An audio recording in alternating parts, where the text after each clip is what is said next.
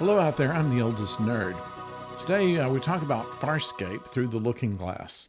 It starts out this week with a dinner table conversation between all the characters who are wondering that since Moya is unable to starburst, that there might be some reason to try to find some other way to leave before the peacekeepers catch up with them.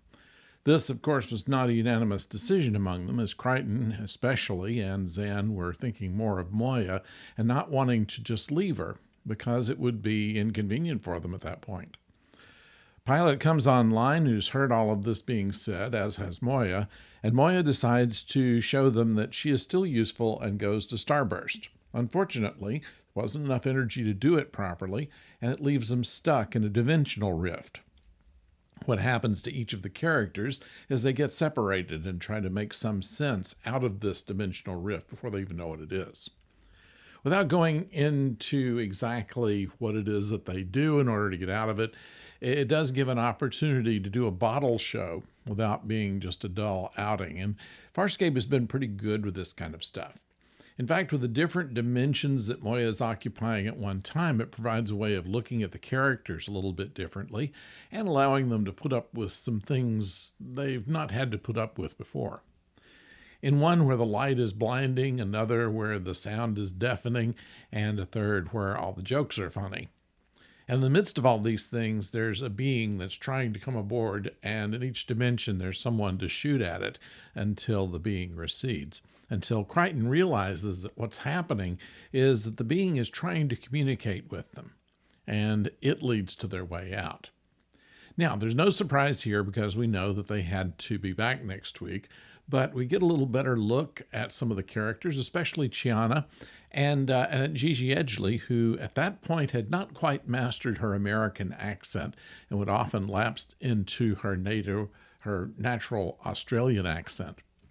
We also have a better look at her character, which from the very beginning is somewhat headstrong and difficult, and the other characters are reacting to her in kind. It'll be some time before she's able to meld in as part of the regular crew. We learned a little bit more about Erin's capabilities. She has a little bit of pilot DNA in her, you may remember from a previous episode, and she knows how to operate pilot's controls more than Crichton ever expected. All in all, it was a clever idea to, rather than create sets for another planet or make some kind of malevolent being, this was their own doing that put them there. Their complaining caused Moya to try to starburst prematurely, and for Moya to take them seriously when they're just complaining to each other. At the end of the episode, they found that since having brushed with death, perhaps they're complaining a little bit too much and had a much more jovial mood going on when Pilot reports that Moya will be giving birth any time now.